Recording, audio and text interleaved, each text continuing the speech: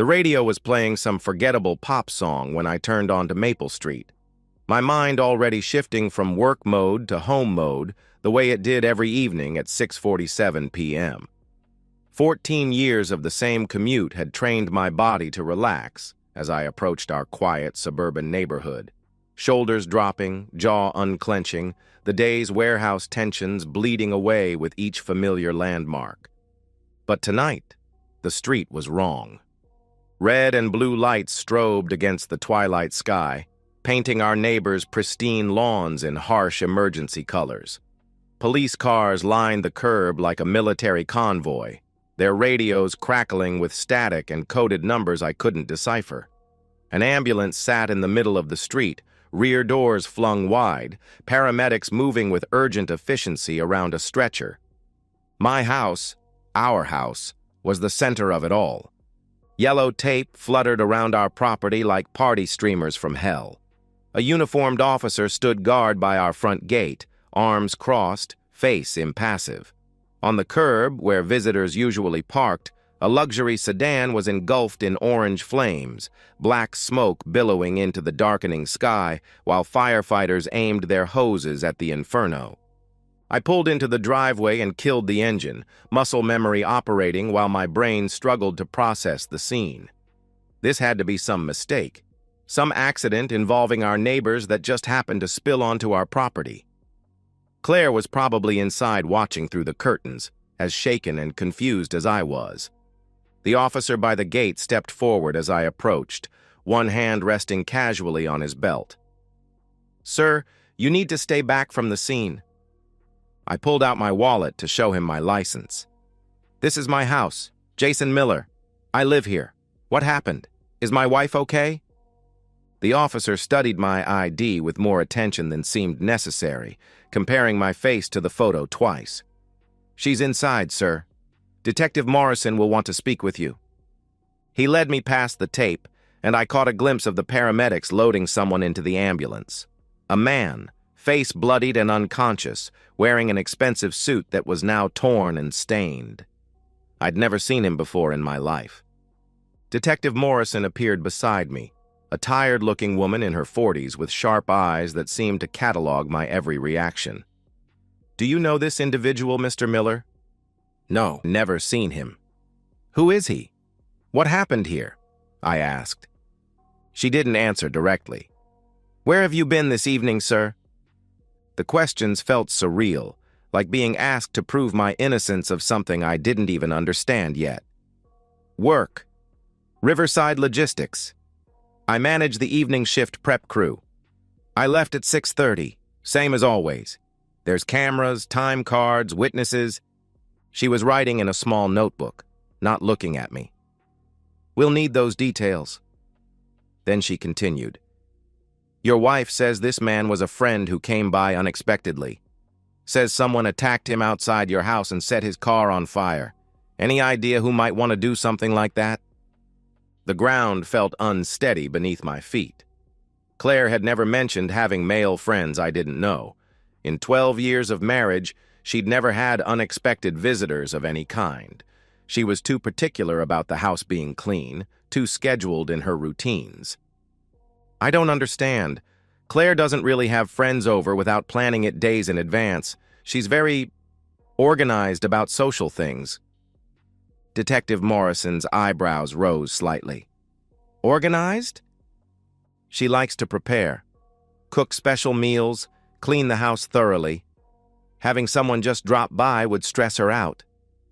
Even as I said it, I realized how odd it sounded, like I was describing a stranger instead of my wife. "And you have no idea who might have a grudge against you? Anyone who might want to send you a message by attacking a visitor to your home?"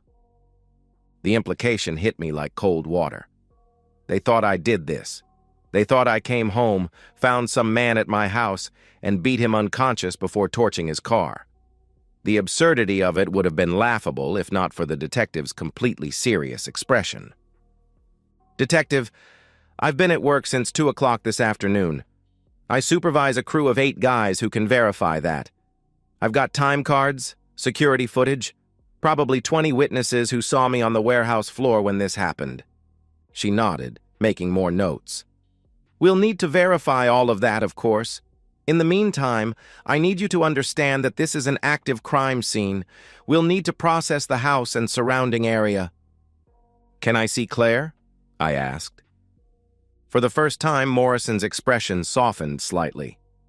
She's pretty shaken up. Says she's never seen anything like this before.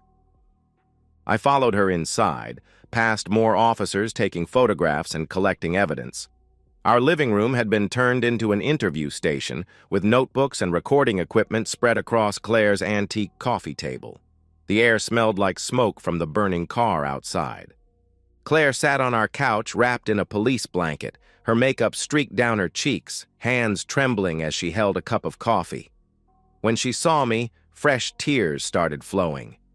Jason, oh God, it was so horrible. I sat beside her, instinctively reaching out to comfort her, but something in her posture made me pause. She was shaking, yes, but there was something else in her expression. Something that looked almost like guilt. What happened, honey?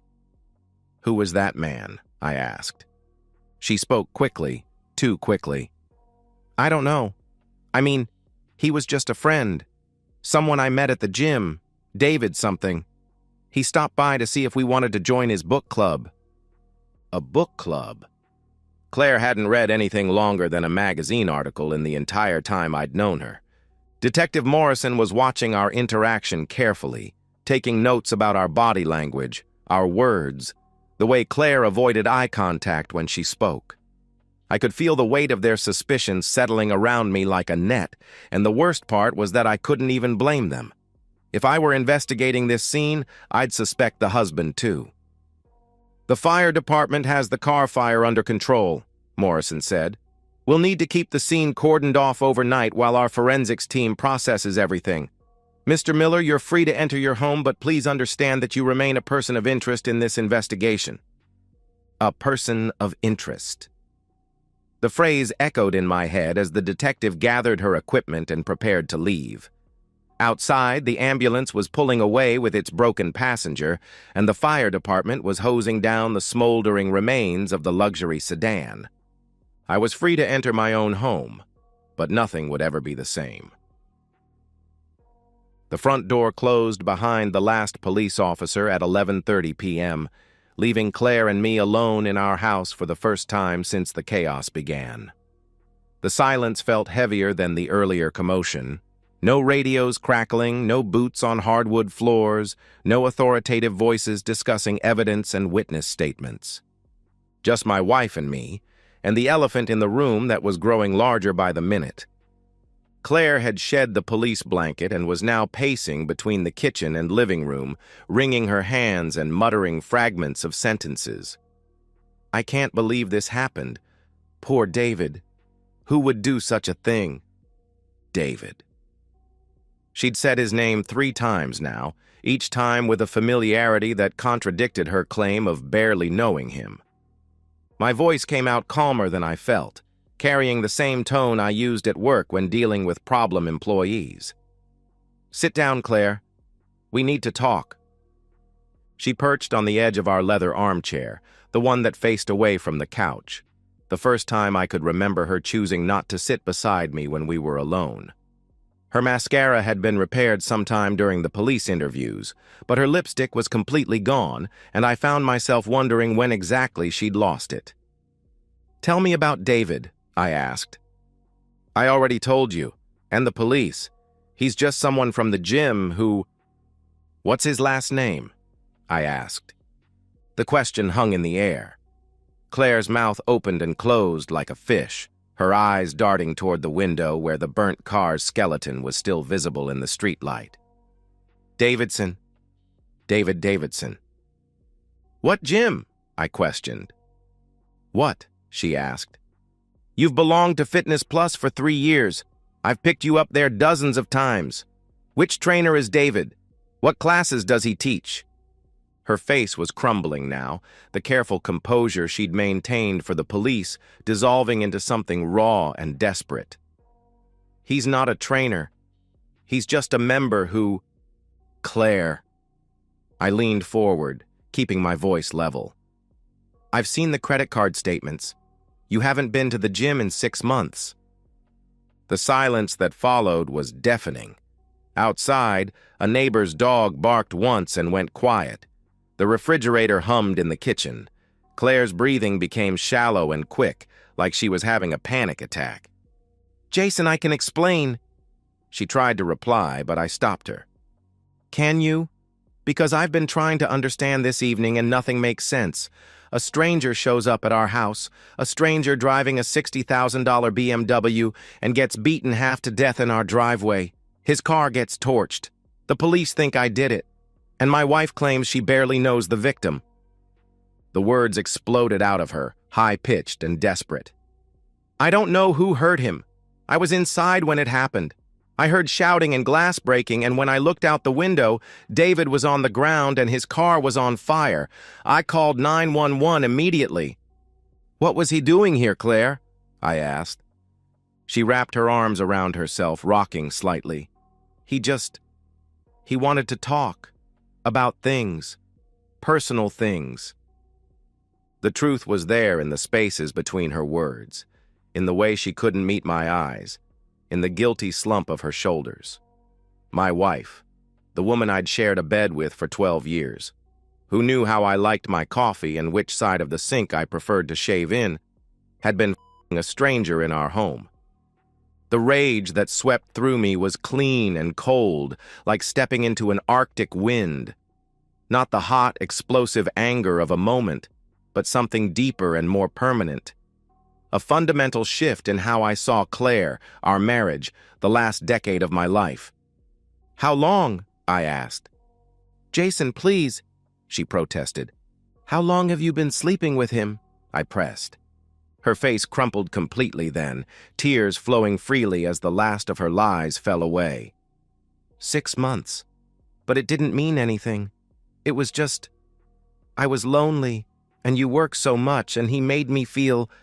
"Get out!" I shouted. I stood up, my movements deliberate and controlled. "Get out of my sight. Go pack whatever you need for tonight. You're sleeping in the guest room." "Jason, we can work through this. I made a mistake, but I love you. I choose you. David was just what, Claire?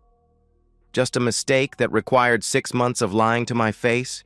Just a mistake that brought police to our door and made me a suspect in a violent crime?" She reached for me, her hands grasping at my sleeve. "Please, baby. I'm sorry.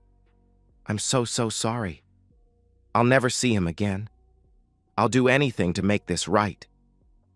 I looked down at her hands on my arm, the same hands that had touched another man in our home, the same hands that had removed her wedding ring at some point this evening and hastily put it back on before the police arrived.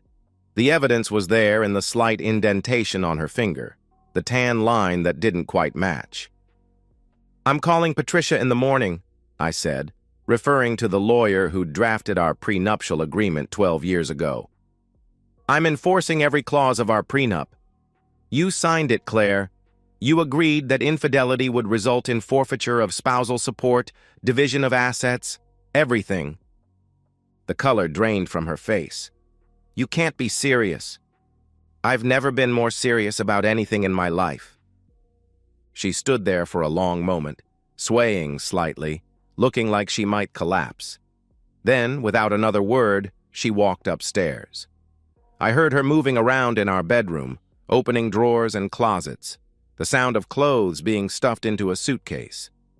I remained in the living room, staring out at the charred remains of her lover's car. The police had covered it with a tarp, but the shape was unmistakable, a monument to the destruction of my marriage. 20 minutes later, Claire came back downstairs carrying an overnight bag and a pillow. She paused at the guest room door, looking back at me with red, swollen eyes. "I never meant for this to happen." "But it did happen," I replied. "And now we both have to live with the consequences." The guest room door closed with a soft click. Within minutes, I could hear her crying, deep, wrenching sobs that carried through the walls. I went upstairs to our bedroom, where the scent of her perfume still lingered on the sheets. For the first time in years, I had the entire king-size bed to myself. I lay on my back, hands behind my head, staring at the ceiling and thinking about logistics. Divorce papers, asset protection, the security cameras at work that would clear me of any police suspicion. Down the hall, Claire's crying gradually subsided into hiccuping silence. I slept better than I had in months. Patricia Hendricks had the kind of office that intimidated people into honesty. Floor-to-ceiling law books, diplomas from prestigious universities, and a view of downtown that screamed success. She'd been practicing family law for 25 years, and her reputation for crafting ironclad prenuptial agreements was legendary in our social circle. She was flipping through the files she'd pulled from her cabinet. "I remember this case. Your wife's attorney tried to get her out of signing it 3 different times." I sat across from Patricia's mahogany desk, wearing my best suit and carrying a manila folder full of documentation. "She signed it anyway, and now I need to enforce it." Patricia read aloud, "Adultery Clause, Section 4. In the event that either party engages in extramarital sexual relations, the offending party forfeits all rights to spousal support, marital property division, and shared assets acquired during the marriage." She looked up at me over her reading glasses. "You have proof of the affair?" I slid a flash drive across her desk. "Police report from Tuesday night. Statement from my wife admitting to a 6-month relationship with the victim. Credit card records showing hotel charges, restaurant bills, gifts I never received." Patricia plugged in the drive and spent several minutes reviewing the files, making occasional notes on a legal pad. The police report was particularly damning. Claire's own words, given under official questioning, admitting to the relationship with David Morrison. "This is textbook infidelity under the terms of your agreement," Patricia said finally. "But Jason, I need to ask, did you have anything to do with what happened to this man?" "I was at work from 2 p.m. to 6:30 p.m. on Tuesday. Security footage, time cards, 8 witnesses. The police have already verified my alibi." "Good. Because if there's any hint that you orchestrated violence against your wife's lover, it could complicate the divorce proceedings." She leaned back in her chair, studying me. "Are you sure you want to go through with this? No reconciliation attempts?" The question struck me as almost absurd. "Patricia, she's been lying to my face for 6 months. She brought another man into our home, into our bed. She exposed me to legal liability and police suspicion. What exactly would I be reconciling with?" "Some people consider infidelity a mistake that can be forgiven." "Some people are fools," I replied. Patricia smiled grimly. "Fair enough. I'll file the papers this afternoon. Under the terms of your prenup, Claire will have 7 days to vacate the marital home and 30 days to secure her own legal representation. She keeps her personal belongings, her car, and that's it. Everything else, the house, investments, retirement accounts, remains yours." "How long until it's final?" I asked. 6 to 8 weeks, assuming she doesn't contest it. Though given the strength of this prenup and the evidence of adultery, any attorney worth their fee will advise her to accept the terms. I left Patricia's office feeling lighter than I had in years. The morning sun seemed brighter, traffic moved more smoothly, and even the elevator music in my building sounded less irritating. For the first time since Tuesday night, I had a clear path forward. Claire was waiting when I got home, sitting at our kitchen table with a cup of coffee and an expression of forced optimism. She'd done her hair and makeup carefully, wearing the blue dress I'd once said was my favorite. The desperate attempt at normalcy was almost pathetic. As I walked through the door, she said, "I made dinner reservations at Romano's for tonight, 7:30. I thought we could talk, really talk, about fixing this." I set my briefcase on the counter and loosened my tie. "Cancel them." "Jason, please. I know you're angry, but we can work through this. I've already called Dr. Ethan about couples counseling. She has an opening next week." "Claire, stop." The papers were in my briefcase, signed and notarized, ready to be served. But looking at her sitting there in that blue dress, desperately trying to salvage what she'd already destroyed, I felt something close to pity. You need to call a lawyer. Today. Not tomorrow, not next week. Today. Her face went pale. What are you talking about? I filed for divorce this morning. The papers will be served tomorrow. The coffee cup slipped from her hands, shattering on the kitchen floor. Hot liquid splashed across the tile, and she stared down at the mess like she couldn't understand how it had happened. You can't be serious. Jason, I made one mistake. I cut her off.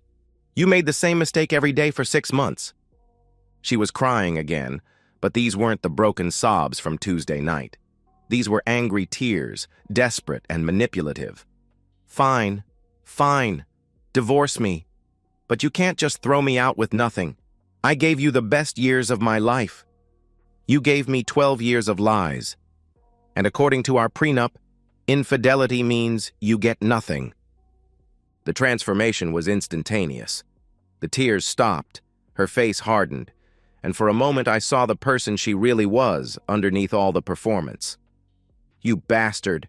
You planned this. I planned for the possibility that you might turn out to be exactly who you are. She stood up abruptly, her chair scraping against the floor. I'll fight this. I'll contest everything. No judge will enforce that ridiculous prenup. Good luck. Patricia Hendricks thinks otherwise, I replied. The name recognition hit her immediately.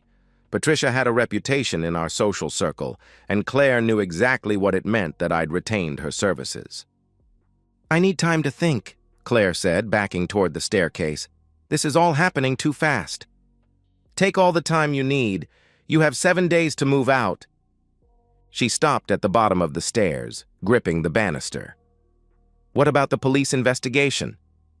What if they arrest you? They won't. My alibi is solid. But what if...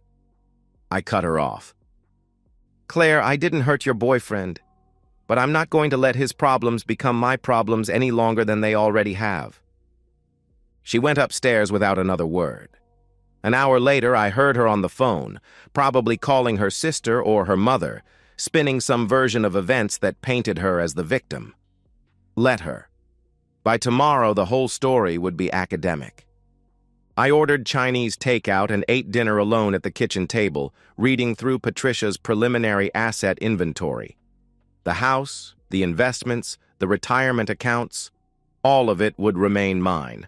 Just as we'd agreed 12 years ago when Claire had been so eager to marry me that she'd signed anything I put in front of her. That night, I slept in our bed while Claire remained in the guest room. Through the walls, I could hear her making phone calls, her voice alternating between tears and anger as she tried to find someone who would tell her what she wanted to hear. But the numbers didn't lie, and neither did contracts. In a few weeks, I would be free of her completely, with my assets intact and my conscience clear. It was the best night's sleep I'd had in years.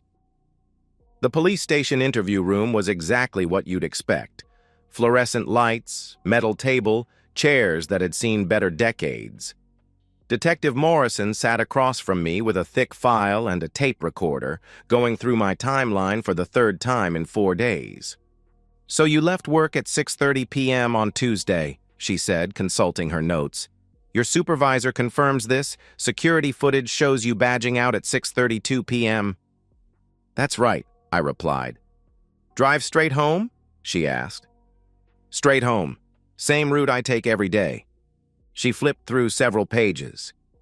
We've verified your work attendance, spoken to your crew, reviewed the warehouse security footage. Everything checks out. I maintained the same calm expression I'd worn since this whole thing started. I hope that helps clear things up. It does, actually. We're no longer considering you a person of interest in Mr. Morrison's assault. A weight I hadn't realized I was carrying lifted from my shoulders. That's good to hear. Any leads on who actually did it? Detective Morrison closed the file and turned off the recorder. Between you and me, Mr. Miller, crimes like this usually fall into 2 categories. Random violence, which this clearly wasn't, or personal disputes. Given that Mr. Davidson was visiting your wife and someone beat him unconscious in your driveway, she let the implication hang in the air. You think this was about Claire? I asked. I think your wife hasn't been entirely forthcoming about the nature of her relationship with the victim. But that's not your problem anymore, is it? I could hear the divorce proceedings in her voice. Word traveled fast in a town this size, especially when Patricia Hendricks was involved. No, it's not my problem anymore. Walking out of the police station felt like emerging from a tunnel. The afternoon sun was warm on my face, and I had nowhere to be except home. The investigation was closed as far as I was concerned, and Claire's problems were rapidly becoming someone else's responsibility. But as I drove through town, my mind drifted back to Tuesday evening, not the sanitized version I'd given the police, but what had really happened. I had left work at exactly 6:30 p.m., just as I'd told them, but I hadn't driven straight home. Instead, I'd taken a detour past my house first, something I'd been doing for weeks whenever I noticed that unfamiliar BMW in my driveway during lunch breaks. I'd seen it there 3 times in the past month, always parked in the same spot where visitors usually parked. That Tuesday, driving by at 5:45 p.m., I saw it again. David Davidson's BMW, sitting in my driveway like it belonged there. I parked 4 blocks away and walked back, letting myself in through the basement door with practiced silence. The sounds from upstairs confirmed what I'd suspected for weeks. Claire's laughter, intimate and genuine in a way I hadn't heard in years. The voice of a man I'd never met, speaking to my wife with casual familiarity. I waited in the basement for over an hour, listening to them move around my house, sitting in my furniture, probably drinking from my liquor cabinet. The rage building slowly, methodically, like pressure in a boiler. Watching through the basement window as David Davidson finally left around 7:15 p.m., confident and relaxed, checking his phone as he walked to his car. A handsome man in an expensive suit, carrying himself like someone who'd never faced real consequences for anything. Following him outside, the Louisville Slugger feeling perfectly balanced in my hands. The ski mask I'd grabbed from our winter sports equipment pulled down over my face. Davidson's surprise turning to fear as he realized what was happening. The first swing connecting with his ribs, the second with his shoulder. The systematic, methodical beating that followed, each impact calculated to cause maximum pain without permanent disability. The satisfaction of seeing him crumpled on my driveway, finally understanding that actions have consequences. The gasoline from our lawnmower, the matches from our emergency kit, the BMW's leather interior catching fire with surprising speed. Stripping off the mask and gloves, washing my hands in the basement sink, changing clothes, hiding the evidence in the workshop. Then driving around the block and returning home at exactly 6:47 p.m., to discover the scene. My Oscar-worthy performance of confusion and concern as the police arrived. The memory brought a smile to my lips as I pulled into my driveway. The burnt skeleton of Davidson's car had been towed away, leaving only a black stain on the asphalt where it had sat. Claire's car was gone too, probably at her sister's house where she'd been staying since the divorce papers were served. Inside, the house felt different, cleaner, quieter. More like it had belonged to me all along instead of being a shared space where I was merely tolerated. I poured myself 2 fingers of bourbon and sat in my leather chair, the one Claire had always complained about. Through the living room window, I could see Mrs. Patterson from next door working in her garden, probably hoping to catch a glimpse of the neighborhood's latest drama. Let her look. The police investigation was closed. My marriage was ending on my terms, and David Davidson would spend the next several months learning to walk without a limp. The bourbon tasted like victory. My phone buzzed with a text from Claire. "Please call me. We need to talk about the house." I deleted the message without responding. We'd done enough talking. Now it was time for her to learn what the rest of her life would look like. The sun was setting, painting the sky in shades of orange and red. In a few hours, I'd go to bed in my own house, in my own bed, without having to listen to Claire's breathing or accommodate her need for the room to be precisely 68 degrees. Tomorrow, I'd wake up as a single man with no obligations except to myself. It was going to be a very good life. 2 weeks after the divorce papers were finalized, I stood in my kitchen making coffee for one and watching the morning news. The weather report promised another beautiful day. Sunny, mild, perfect for the golf game I'd scheduled with my buddy Mike from work. Claire had moved out completely the day before, taking only what the prenup allowed her to keep: her car, her clothes, her jewelry, and the bitter realization of what her choices had cost her. The house felt enormous without her presence, but in the best possible way, like stretching out after being cramped in a small space for years. The local news segment mentioned David Davidson's recovery.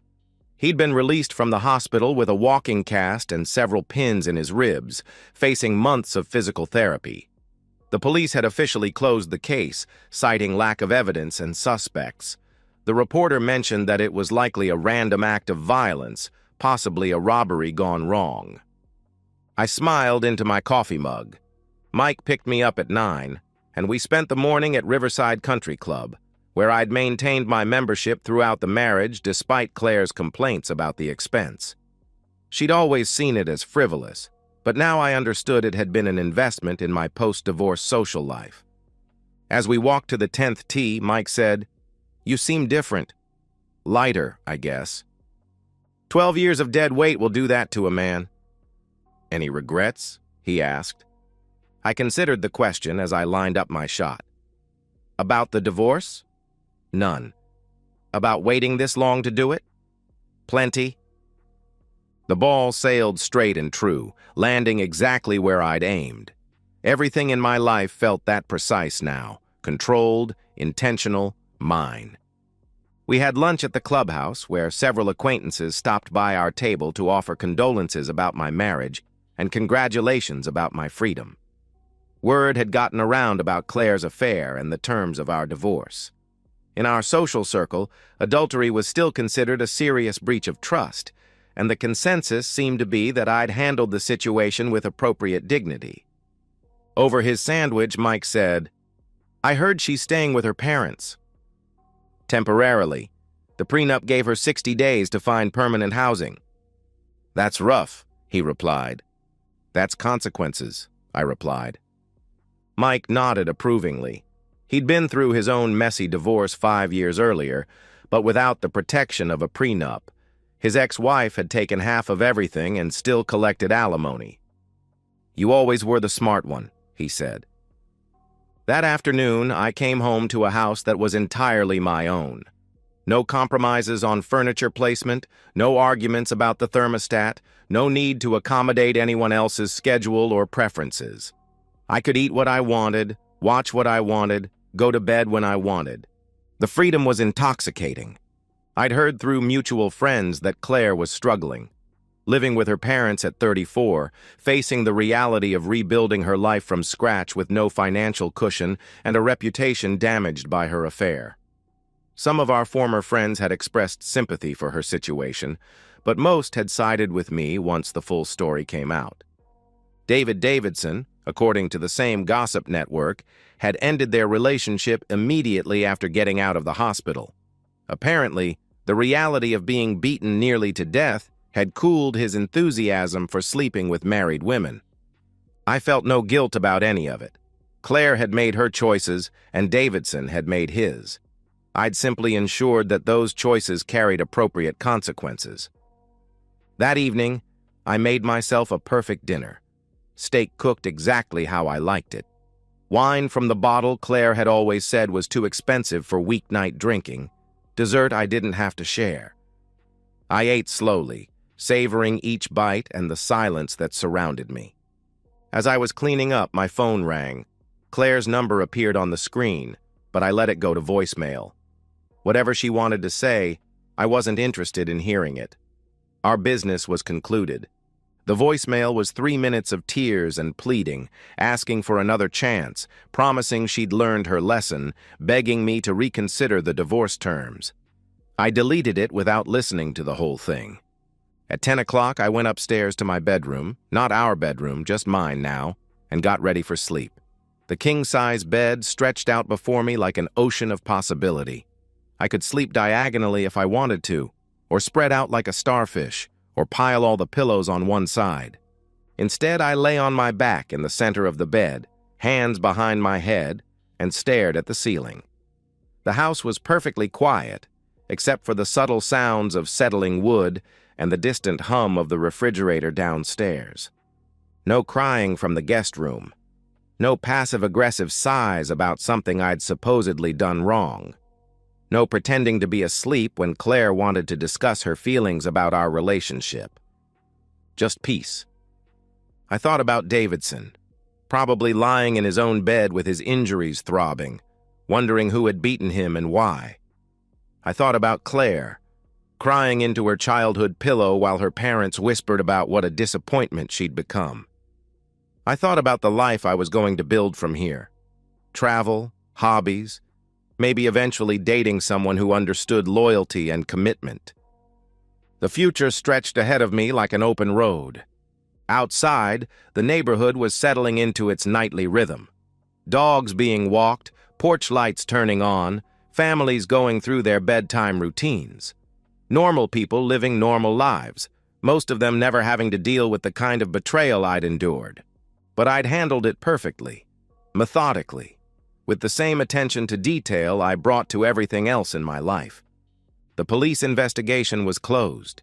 The divorce was final. My assets were protected. My reputation was intact. Justice had been served on my terms, and the future belonged entirely to me. I closed my eyes and drifted into the deep, dreamless sleep of a man with a clear conscience and no regrets whatsoever. And so, we've reached the end of today's story. Was it what you expected, or did it take a twist you didn't see coming?